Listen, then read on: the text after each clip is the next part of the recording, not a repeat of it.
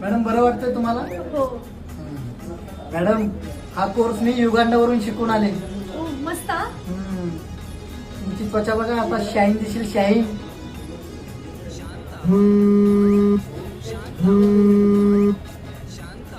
आता करते वय फोन.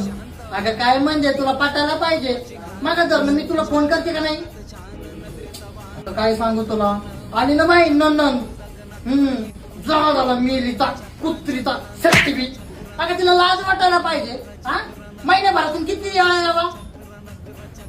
अगं नाही भडकत बाई, मी ड्युटीला आहे मी. हा काय सांगू तुला. अगं काय नाही बाई, माझ्या पोरगं हागायला गेलं.